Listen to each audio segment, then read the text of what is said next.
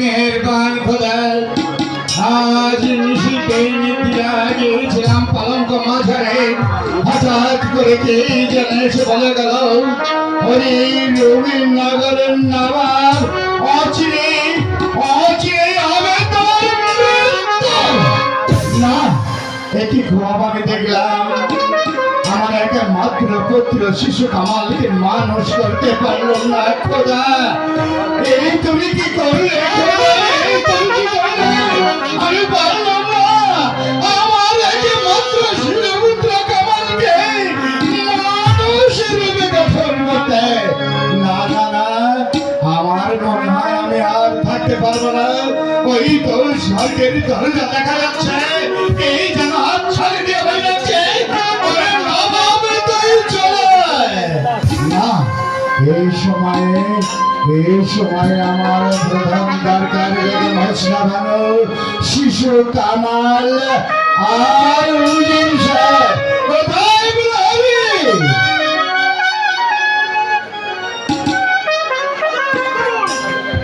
যাও যাও ভাই, এই মুহূর্তে উজির রেখা হোসনা বানো আর শিশু কামালকে পাঠিয়ে দাও। আমি তাই করছি না খোদা। এই তুমি কি করলে খোদা? এই তুমি কি করলে? আমি পারলাম না বলছি কার্য পরিচালনা করতে।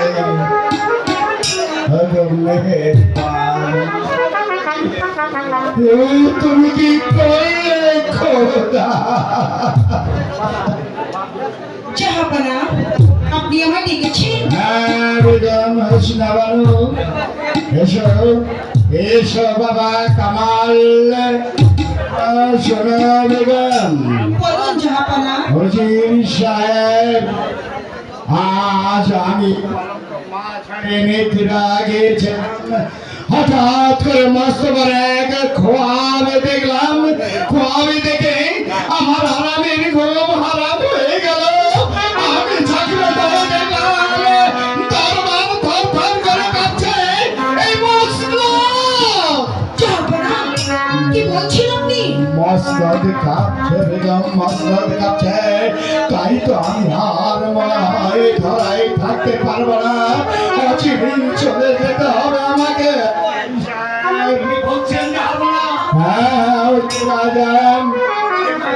আপনি দরবারে আমার পাশে থেকে আমার প্রত্যেকটি কাজে আপনি সাহায্য করতেন।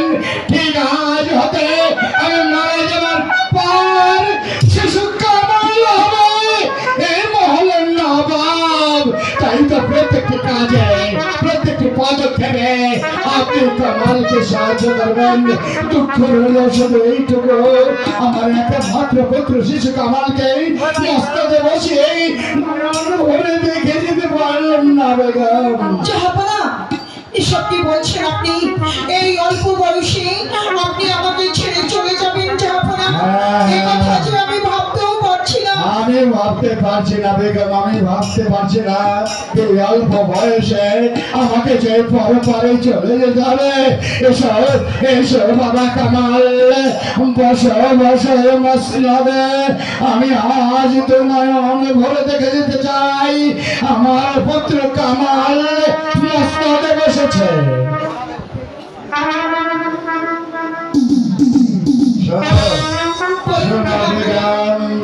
যতদিন কামাল বয়স প্রাপ্ত না হবে ঠিকই ততদিন তুমি বাদশাহী কার্য পরিচালনা করবে।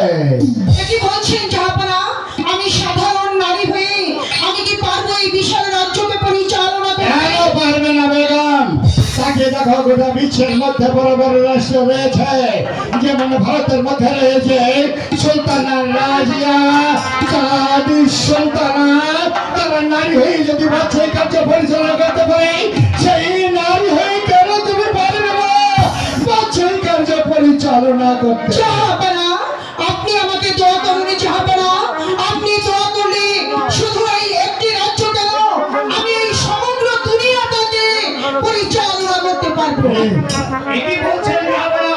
এমন সারা রাজ্য পরিচালনা? হুজুর সাহেব, মনে কিছু দুঃখ নেবেন না, তবে যাবার সময় আপনাকে একটা কথা বলে যাই, রইল আমার 70 কোটি প্রজাবৃন্দ, প্রজাদের সুখে আপনারা হবেন সুখী, প্রজাদের দুঃখে আপনারা হবেন দুঃখী। যেভাবে প্রতিটি কাজে আমাকে সাহায্য করে গেছেন, আজ হতে বেগম হোসেন বেগমকে প্রত্যেকটি কাজে প্রত্যেকটি পদক্ষেপে আপনি পাশে দাঁড়িয়ে থেকে সাহায্য করে যাবেন।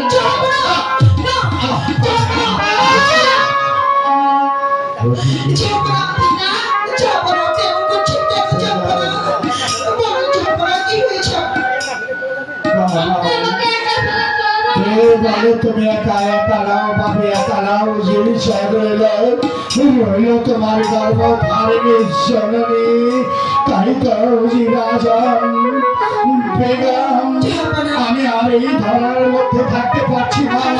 ওই তো ঠিক বেশ বাজার হবে, বাচ্চা আমায় হাত ছাড়িয়ে রাখছে, আমায় হাত ছাড়িয়ে রাখছে, আমি আর থাকতে চাই না এই পৃথিবীতে।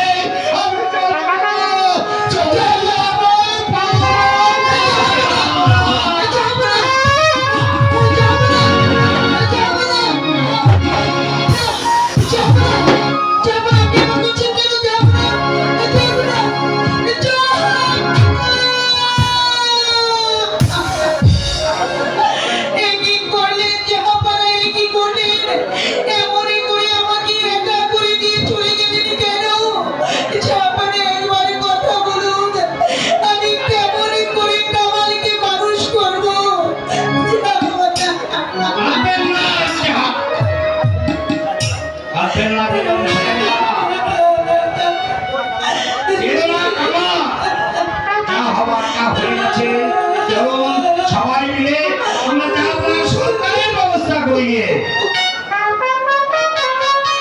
চলুন বেগম সাহেবা, আমরা সরকারের ব্যবস্থা করি। ঠিক আছে চলুন সবাই জাহাপানার দাপরে কাপড়ের ব্যবস্থা এসো বাবা কামাল। চলুন বেগম সাহেবা, আমরা জাহাপানার সরকারের ব্যবস্থা করি।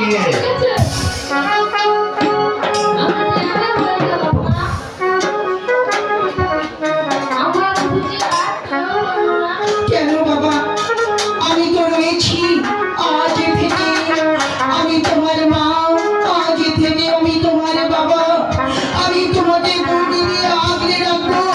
পৃথিবীর কোনো দুঃসাহস, পৃথিবীর কোনো দুশ্মন তোমাকে স্পর্শ করতে পারবে না বাবা, পারবে না। আমি তোমাকে বুকে দিয়ে আগলে রাখবো, আগলে রাখবো। ঠিক আছে চলুন বেগম সাহেবা, এই দেখছি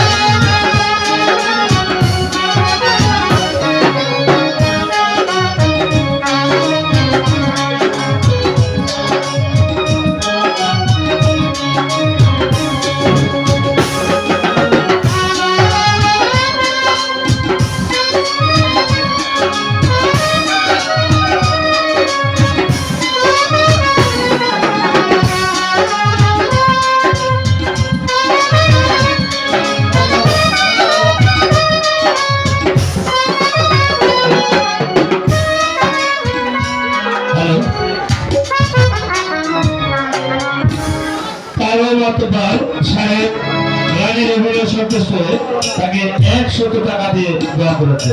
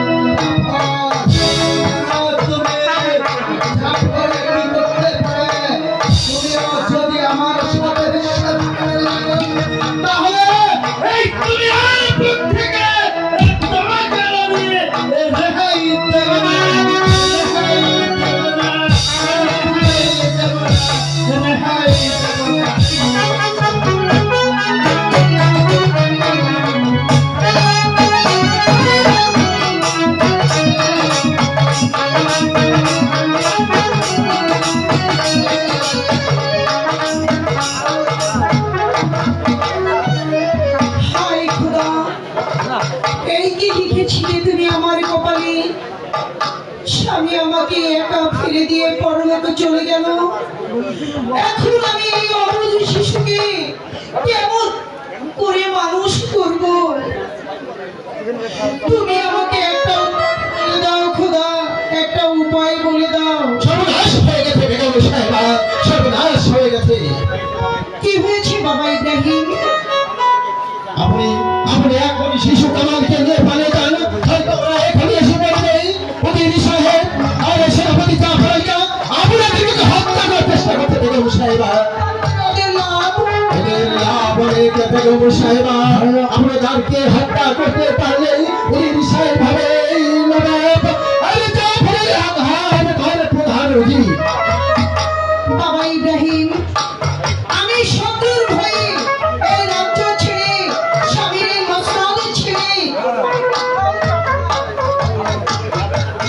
আপনি তাহলে পাবেন না বেগম সাহেবা।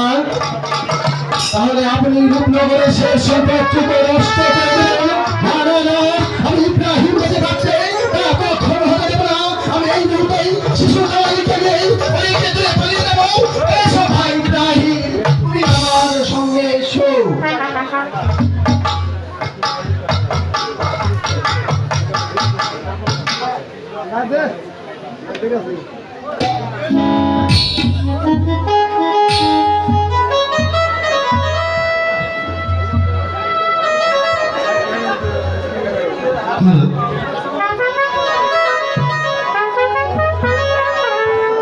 বাবা ইব্রাহিম, তুমি তুমি আমার কামাকে নিয়ে চলে যেও না বাবা।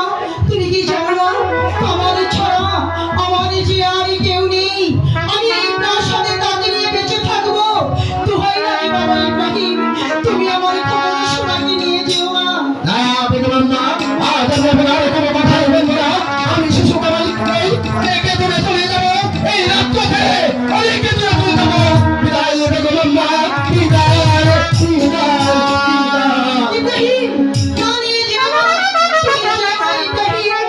এটি করলে ইব্রাহিম, তুমি আমার বুক থেকে আমার সোনামণিকে এমনি করে নিয়ে গেলে, আমার খোকন সোনাকে নিয়ে গেলে। বেশ ভালোই করেছো, কিন্তু যাদের চক্রান্তে আজ আমার বুক শূন্য হয়ে গেল, যাদের চক্রান্তে আমার মানত আমার কাছ থেকে অনেক দূরে চলে গেল, আমি কিছুতেই তাদের ক্ষমা করবো না, তাদের ক্ষমা করবো না, তাদের ক্ষমা করবো না।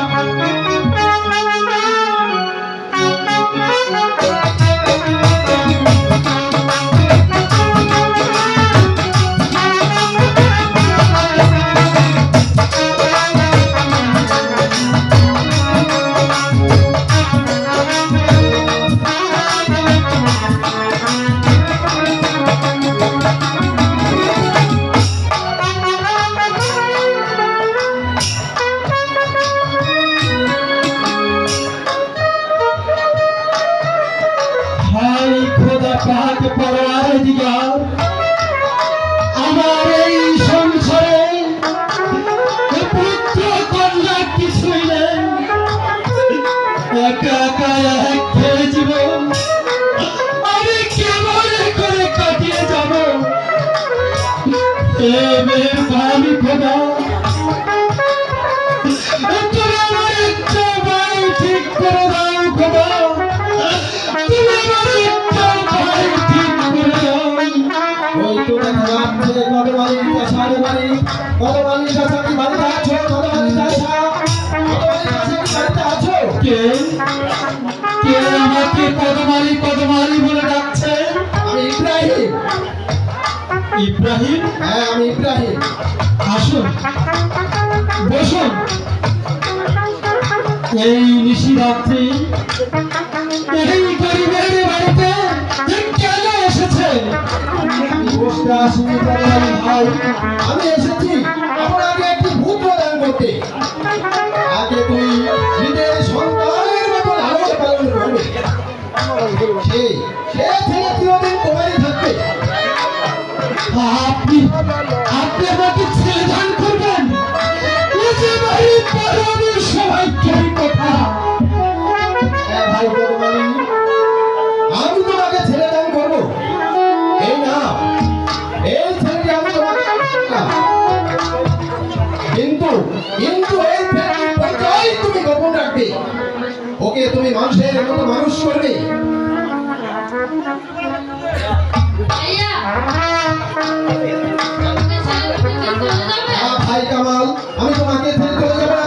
আমি আমি তোমাকে এসে তোমাকে দেখে যাবো। ওই দেখো কামাল, একে ধাক পাথুরে যাচ্ছে। ওই তো দেখো কামাল, পাথুরে যাচ্ছে। আমি যাই করো ভাই, তুমি এই ছেলেটিকে মানুষের মতো মানুষ করবে। আমি ভাই তোমাকে এসে কাউকে দেখে যাবো। ভাইয়া এসো বাবা, আমার কাছে এসো। আজ থেকে আমি তোমাকে দেখাশোনা করব। আমার মনে হচ্ছে তোমার বড্ড ক্ষুধা পেয়েছে। চলো বাবা, আমি তোমাকে এখনই ঘরে যেয়ে তোমাকে খেতে দেবো। তুমি চলো আমার সঙ্গে।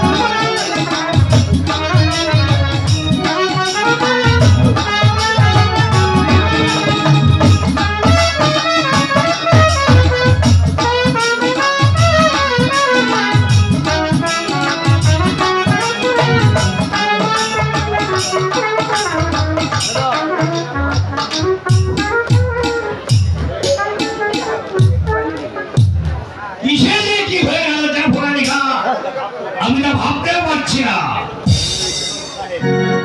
এই নিয়ে আপনি চিন্তা ভাবনা করবেন না উজির সাহেব।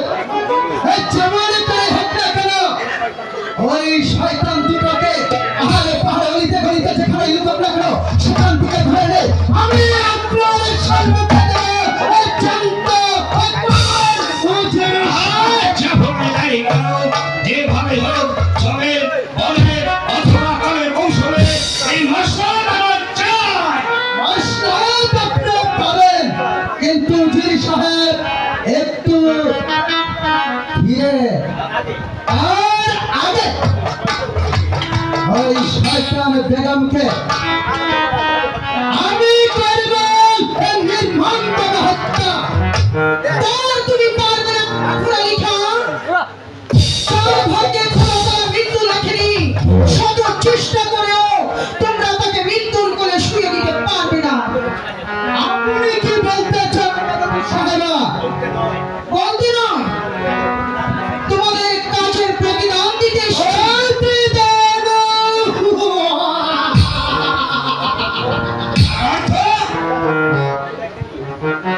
খোদা যার ভাগ্যে মৃত্যু লেখেনি, শত চেষ্টা করলেও কেউ তাকে মারতে পারে না। তাই আজ শিশু কামালের জল্লাদের হাত থেকে মুক্ত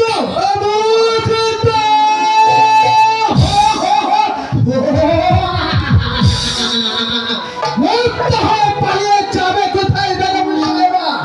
যেখানেই দেখতে গেল পাহাড়ে অলিতে গলিতে যেখানেই লুকাক, সেখান থেকে ধরে আমাদের কাজ আমরা হাসিল করব। আপনি কি বলতে চান বেগম সাহেবা? আমরা শিশু কামালকে হত্যার ষড়যন্ত্র করছি? হ্যাঁ, তাই করছো। ইব্রাহিম যদি তাকে নিয়ে পালিয়ে না যেত, তাহলে তোমরা তাকে নির্মমভাবে হত্যাই করতে। আপনি ভুল বলছেন বেগম না, আমি সাহেবা। ভুল বলিনি। চুপ করুন বেগম এই, সাহেবা। তোরা চুপ কর। আমার চোখের সামনে দাঁড়িয়ে মাথা উঁচু করে কথা বলতে লজ্জা করে না? মনে রাখিস, আমি তোদের কন্যাপতি। এই কথা কানে ধরে শুনে না। যারা ভাবছে এই সামনে আমাদের কোনো জিনিস নেই। এই, একটি কথা শোন। যারা নারীকে সম্মান দেয় না আর রাজার মান দেয় না,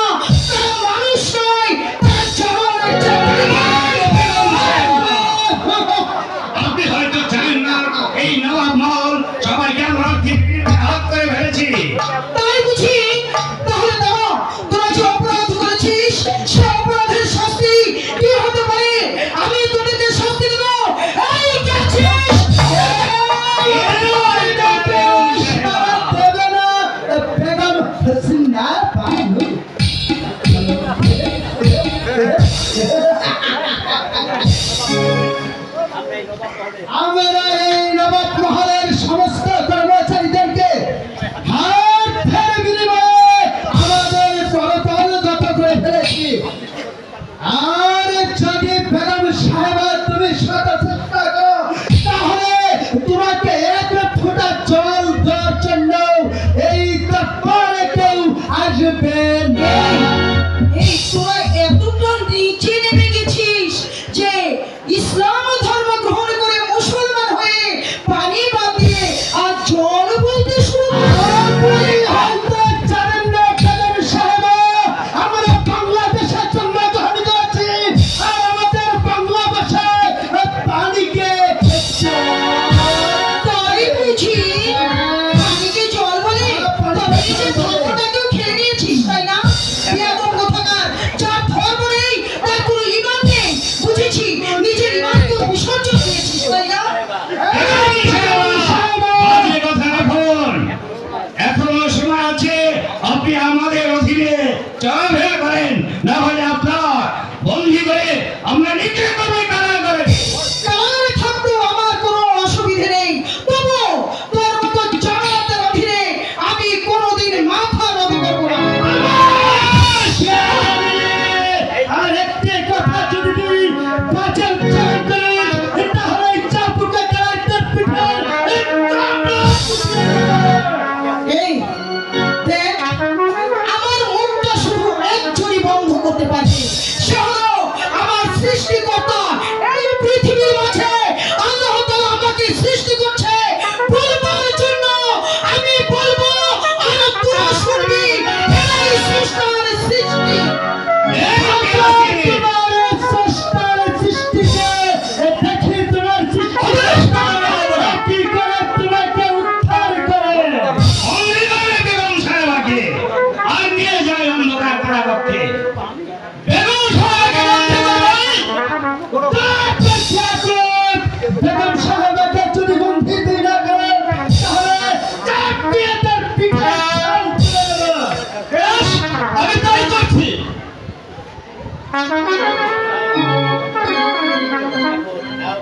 যাও প্রহরী, বেগম সাহেবাকে ওই অন্ধকার কারাগারে নিক্ষেপ করো।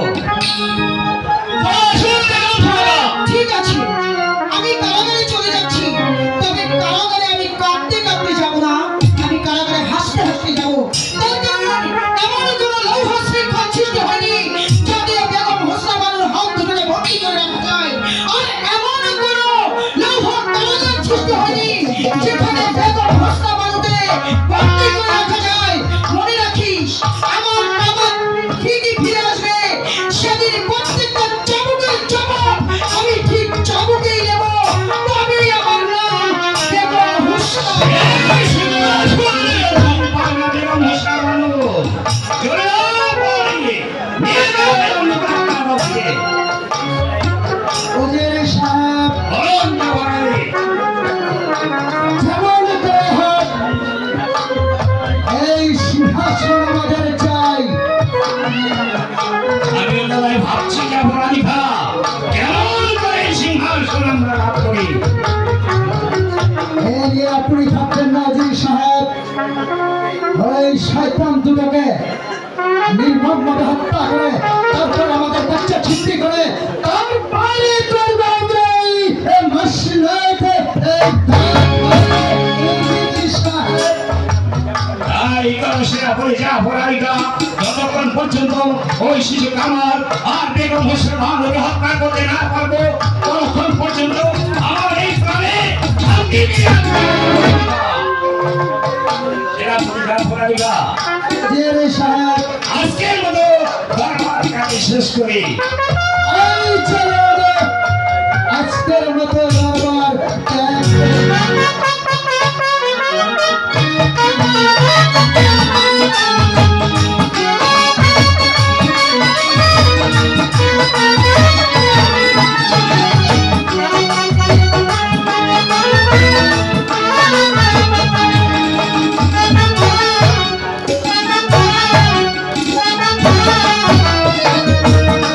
Thank you.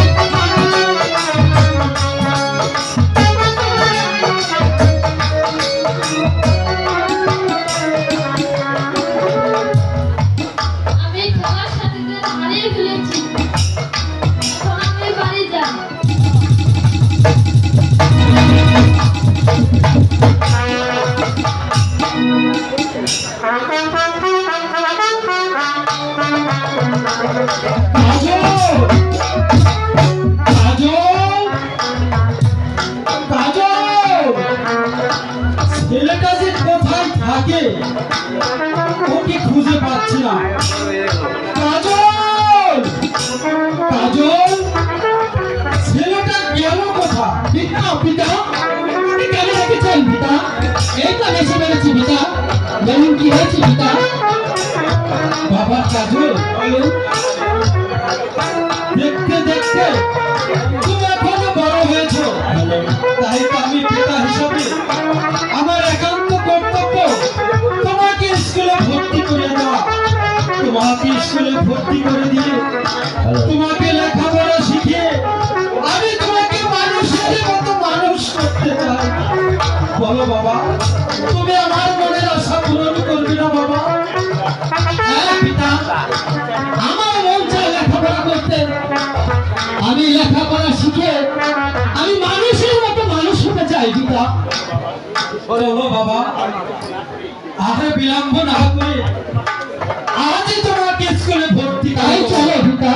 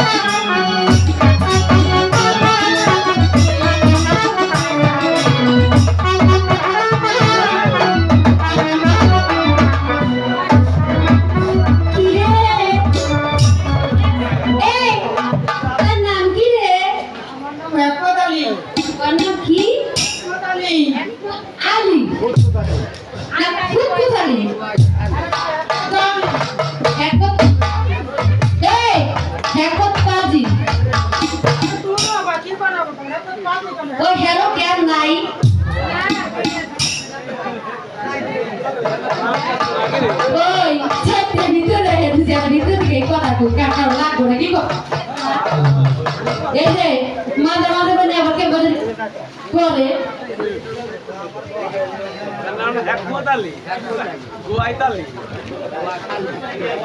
ওইটা হিস্ট্রি আবার চিন্তা করে যাচ্ছে আপা তো দে তোরা আমার কাছে তো পড়া দে তাহলে সবার দিনকে আজ হালকা সারাস পড়া সারাই পড়া তুই আইছে তো খালি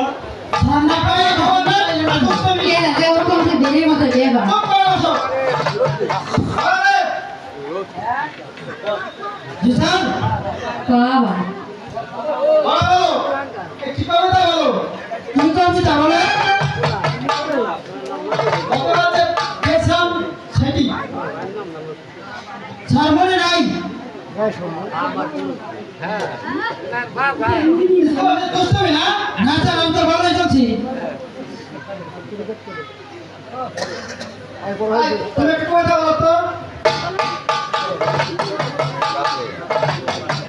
ও স্যার কবিতা পড়তে ভুলে গেছি কেন? স্যার আপনি তো কবিতা পড়া দেন নাই পড়ুন কি করে ওরা দেখি মানে? না স্যার পড়াতে দেন নাই অবশ্যই বলে দিয়েছি। ভালো। স্যার আপনি যেটা দিছিলেন এটা মনে নাই মাথা থেকে হাইস করে দুষ্টুমি না? দেখা করার খবর নেই। ও স্যার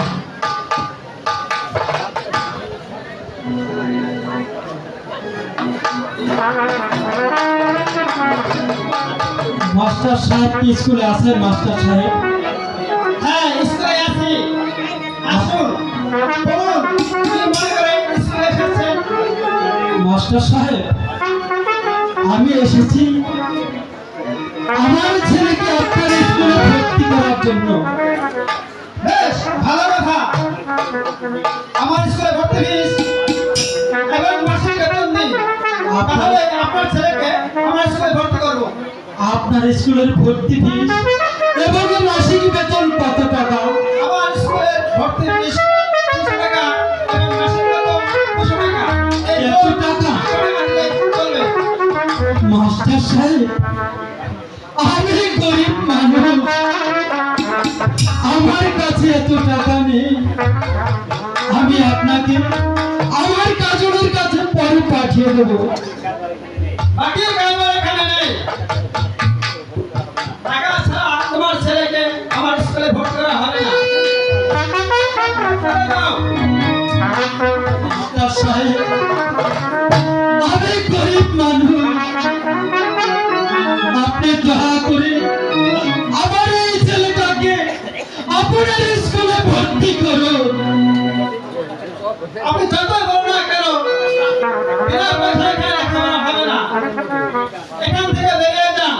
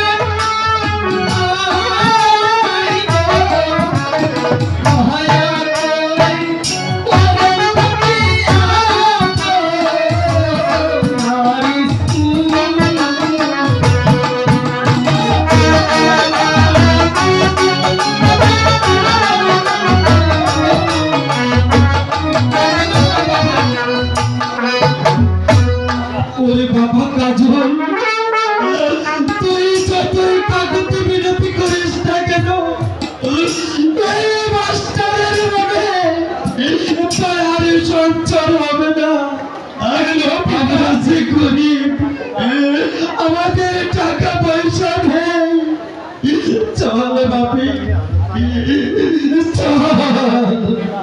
খোকা, যত বিরত করো না কেন, তোমাকে আমি টাকা ছাড়া ভর্তি করবো না।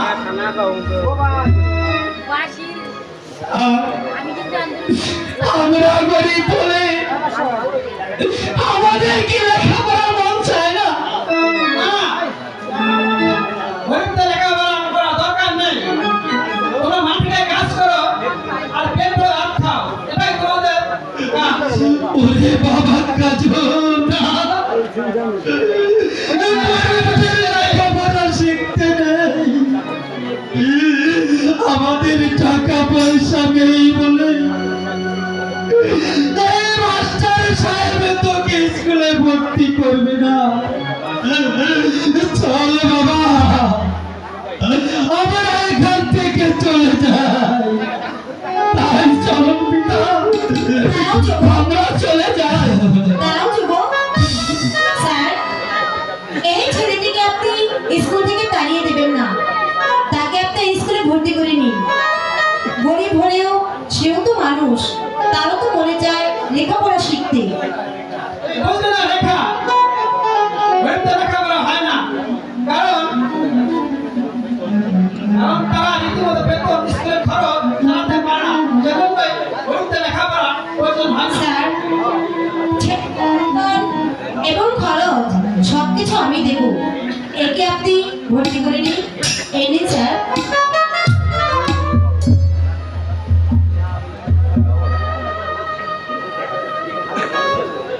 আচ্ছা ঠিক আছে রেখা, তোমার কথা মতো এই ছেলেটিকে আমি স্কুলে ভর্তি করলাম। আচ্ছা চলো, তোমার নাম কি এবং তোমার পিতার নাম কি? স্যার, আমার নাম কাজল, আমার পিতার নাম কটমালি চাষা। বাহ, মা, কে তুমি? দয়াবতী মা, তুমি আমার ছেলেকে স্কুলে ভর্তি করে দিলে। আমি তোমাকে আশীর্বাদ করি মা, তুমি দীর্ঘজীবী হও। কাজল, তোমাকে স্কুলে ভর্তি করা হলো। আগামীকাল থেকে তুমি রীতিমতো স্কুলে আসবে এবং ঠিকমতো লেখাপড়া করবে। যাও, আজ তোমাদের সকলের ছুটি। আগামীকাল থেকে ঠিকমতো স্কুলে আসবে।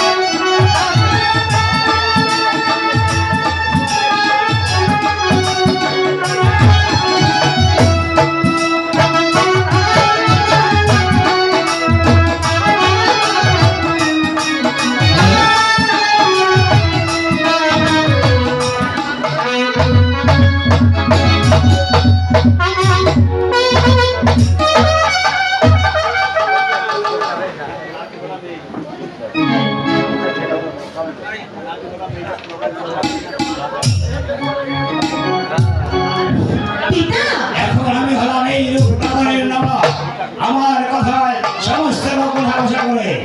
পিতা, পিতা,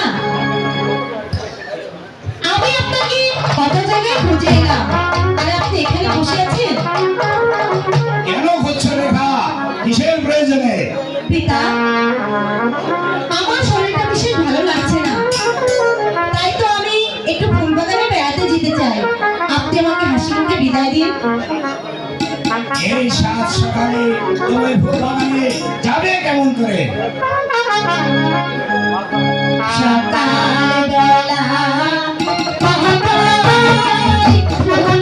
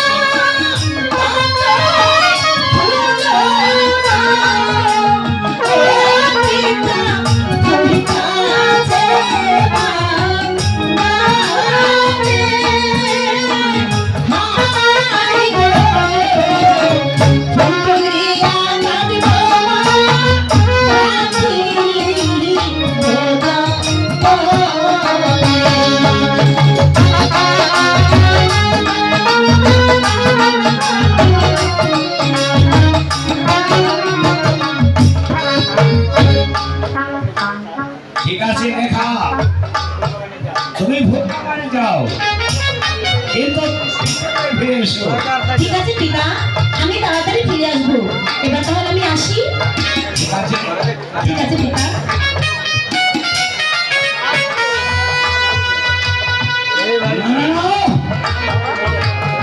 যেমন করে হোক আমাকে অচল হতে হবে।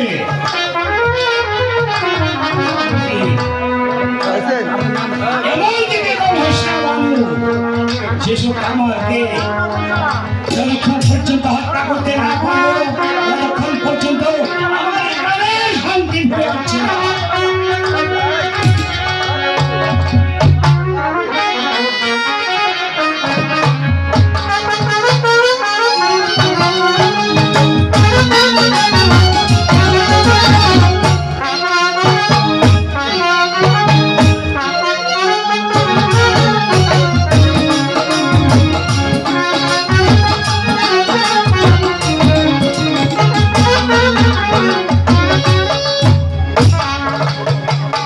কতক্ষণ হলো অপেক্ষা করছি, সে তো এখনো আসছে না। তাহলে কি সে আজ স্কুলে আসবে না? তাহলে এই বেনি সুতোর মালা আমি কার গলে পরাবো? সে যে এখনো এলো না, সে যে আমার মনোপ্রাণ সব হরণ করে নিয়েছে। বেনি সুতোর মালা আমি গো, ওহে আমি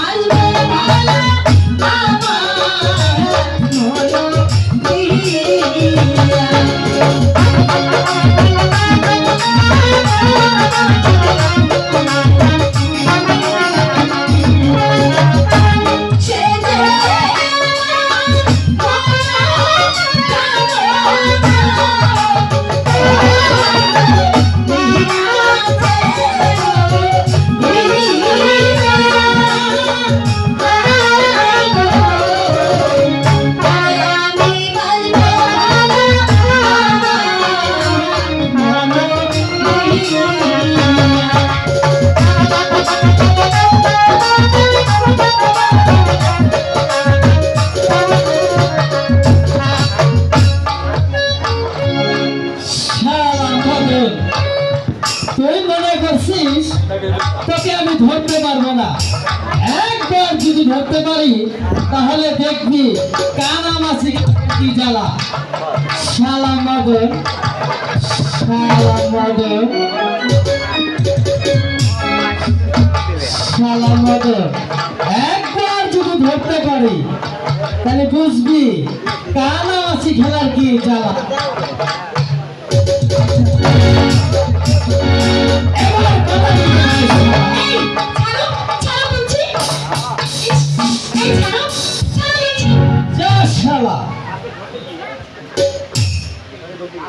কাকে খুঁজতে গিয়ে আমি কাকে ধরে ফেলেছি? তুমি না ভারী দুষ্টু হয়েছো।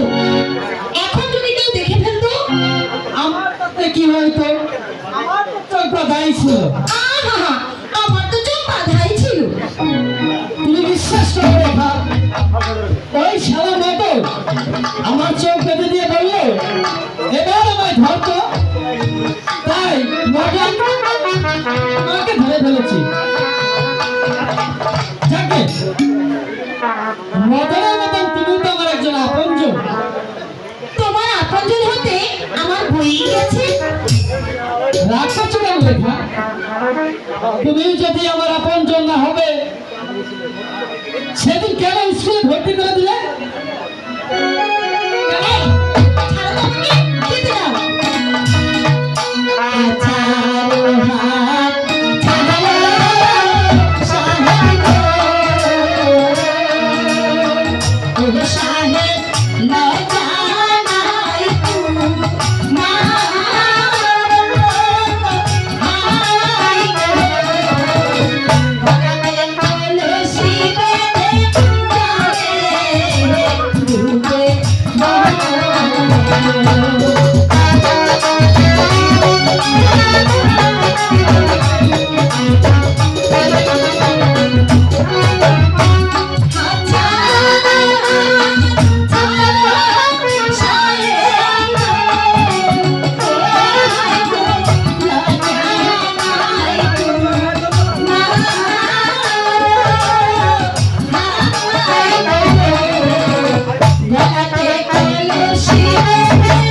জলে ডুবে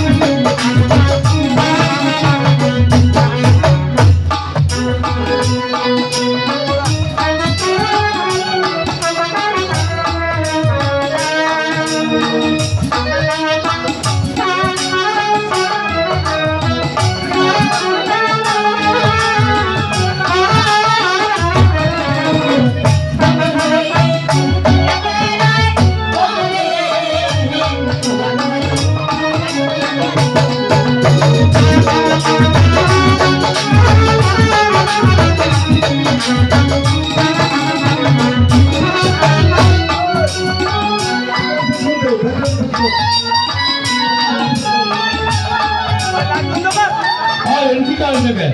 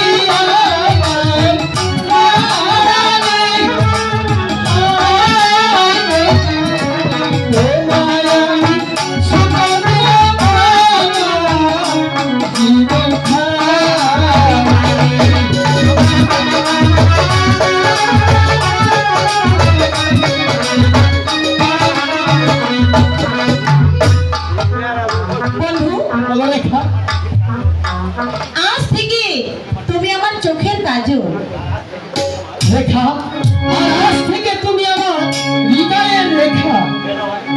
বেলা অনেক হয়েছে রেখা, চলো এবার আমরা বিশ্রাম করি। শোনো, জানো তুমি আমার কে? জানি, বলবো? বলো। তুমি আমার কে? তুমি আমার